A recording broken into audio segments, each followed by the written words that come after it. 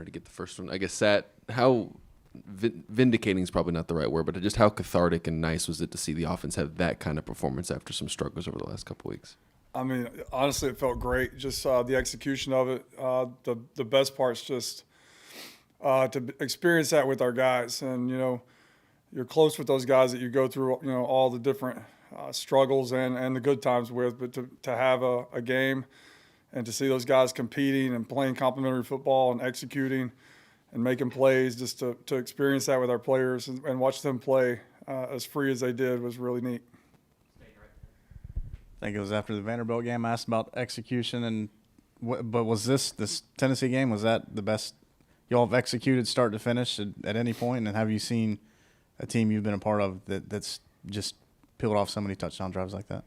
I've never been a part of it, but again, we didn't talk about it the whole time it was going on, the whole day, like the week before. It was all about us and all about the execution and all about just playing the play. Don't look at the scoreboard.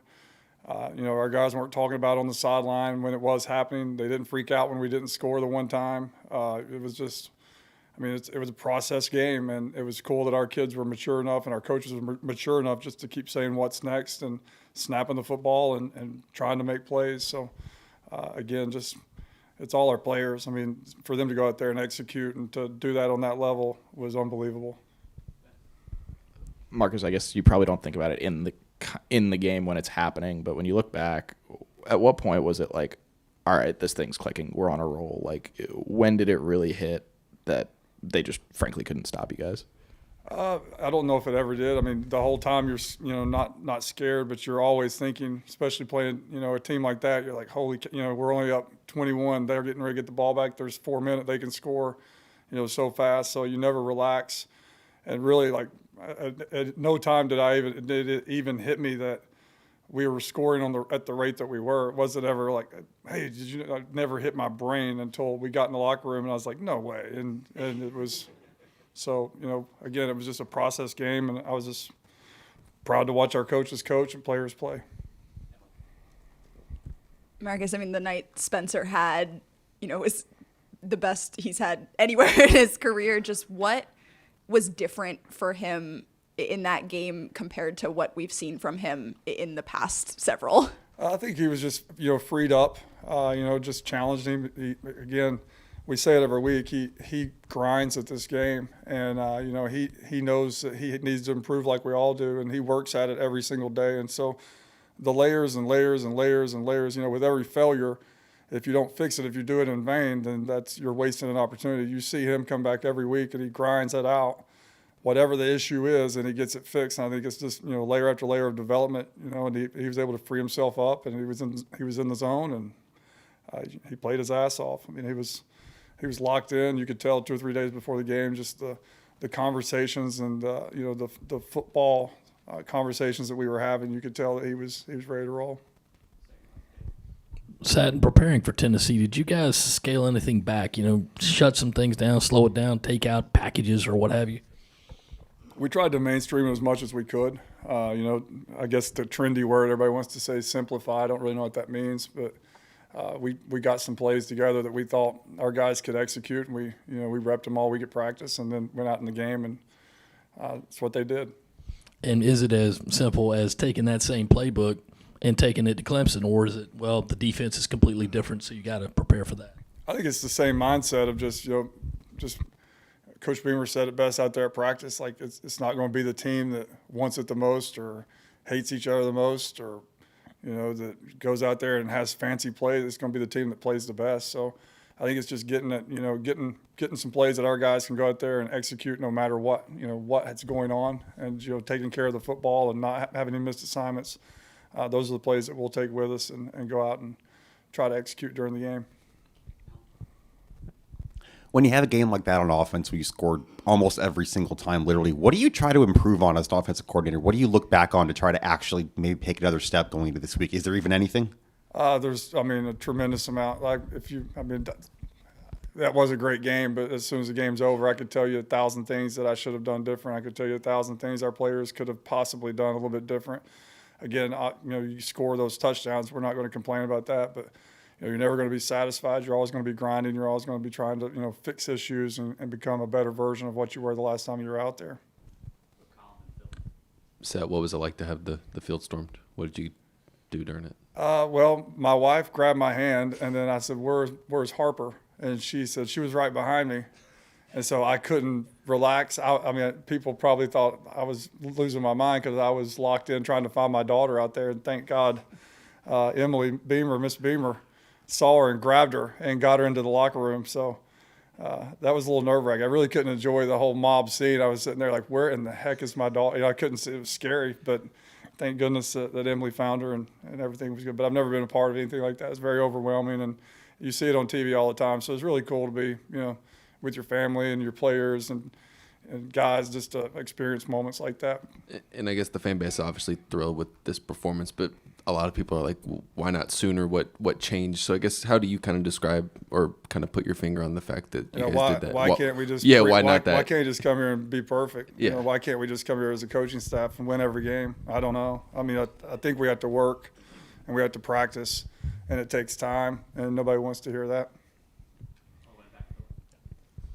You said you got a sense from Spencer a couple of days before the Tennessee game he was locked in and was going to play well.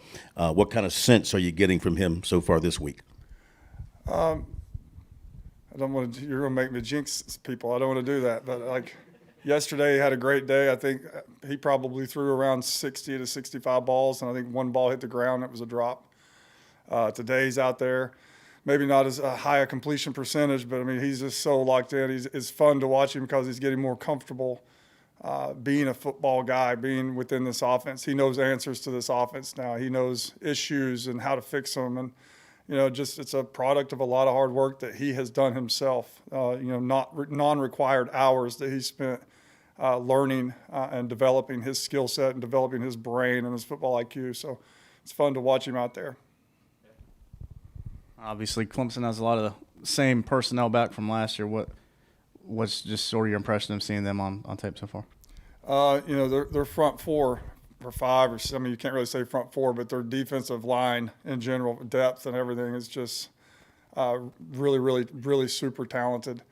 The speed and the hands and the length and the athleticism and the size inside. I mean, it's going to be an issue for us. Like, we have to be smart with what we ask our guys to do because those guys can wreck a game really, really fast. And then you throw the second-level linebacker play that they have, just the intent, the football knowledge and the way that they play on the back end is really cool to watch. Those 22 and 0 are really, really, really good football players. And then the back end have played a lot of football as well. So we're going to have our hands full. Like you said, it's the same personnel for the most part as last year, and they really got after us. So we got a lot to improve on from last year, and we'll keep working this week, and hopefully we can do that. Sad, how optimistic are you that Lloyd and/or CBS can go? I'm very optimistic that I'm going to hedge my bet that at least one of the two will go. If both of them could, that'll be great. Can't. No, Coach Beamer handles those questions. Marcus, not to, I guess, jinx it again, but I think Spencer's only thrown like 2 interceptions in his last 7 games. I mean, he's really hasn't turned the ball over, has kept it in check. I guess what is it just a matter of like what you're saying? He's seeing the offense better. He knows where things are. I mean, what are you seeing with him and sort of being smart with the football and giving guys a chance to make plays? I think just continuing to play. I think if you go back and look at his interceptions, a lot of them are deflected balls and things of that nature. So, I mean, there were some that were dead on him, and then there's some that, if it hits you in the face, you got to catch the ball. It can't go to the other team. But I think just, we focused on it. And I think the more that he understands just the timing he can play with now because of the understanding of the offense will allow him to take care of the ball. But that's going to be huge this week. I mean, we can't put the ball in danger, and we've got to make sure that we're, throwing it away whenever we need to. And if we have to take a sack, we'll take a sack, but we don't need to be giving the ball to the other team for sure. So you mentioned at least one of those two guys potentially playing. If that is the case, do you still anticipate that DK Joyner package where he's a quarterback and you're using kind of that power run game to still be there? I mean, that's kind of morphed into our offense now. I mean, we just try to find as many things as we can for our guys to do. Like, I mean, we have football players on offense, but, we're laughing about the other day, like, you can say you're a receiver if you want to, but you're really a quarterback. But you can say you're a quarterback if you want to. You're really a running back. And Xavier, you can say you're a receiver, but you're kind of a running back too. And then, Spencer, you can say you're a quarterback, but you're kind of a receiver too. So, like, Nate, you can say you're a tight end, but you're kind of a receiver, but then you're also kind of a running back. So we've just kind of adapted and got the players that do things the best in those positions, and it's really a credit to our players, just the type of kids and the way they attack things, and they're able to go out there and do things at different spots. And I guess the offensive line, how would you just evaluate the performance they had, and how good was it to see them handle a pretty disruptive Tennessee front? It was very good, very good. And, Tennessee still made some plays and got us on some edges, but I think our guys had, played with a lot of strain, which is what we asked them to do. And I think just Nate Atkins being in there in pass protection helped out a lot as well, just, being where he's supposed to be. So, big week this week to see if we can put 2 weeks together. We haven't done that yet. So I should have included this in the personnel question, but obviously a new coordinator for their defense is similar or different, or the exact same as what Venables was doing? I wouldn't say the exact same, but I'm going to do a fake scale of 1 to 100. I'd say he's 85% the same, but there's a couple different situations within the game where he's totally different than Venables, but still a lot of the same structure, a lot of pressures, movements, simulators, things like that. I don't know if you saw Juice Wells' comment after the game, but he said that you told them before the game, basically, F it, we're going to let it all hang out. When did you come up with that philosophy? Was that just kind of spur of the moment, just trying to rally the troops, or was there something different about how you wanted to approach that? No, I really meant. I didn't mean it to be funny. It was like, what do you have to lose? What do I have to lose? Like, everybody doubts me. Everybody's doubting us to have a chance to do anything. Let's play free and go out there and just let it go. Like, who cares? If we screw it up, we screw it up. Like, let's just go play, and that's what we did. Said, I think Ja'Kai has played a little bit more guard the last few weeks. What have you kind of seen from him? What kind of went into that and moving him inside a little I think bit? it's just simply just getting the 5 guys that are the most productive guys that when they go in the game or they go in at practice, they're able to protect the quarterback, do things the right way in the run game. I think it's just a production-based group there, especially on that left side. Whoever's playing the best goes in. And then just real quick, did you have a favorite of Spencer's passes the other night? Was there one that you thought was the best out of them? Yeah, there was one. I can't remember exactly what it was, but he kind of flipped it, kind of faked a little revert or a little sweep and flipped it out to the sideline to Juice. It was pretty neat little play. Thank you.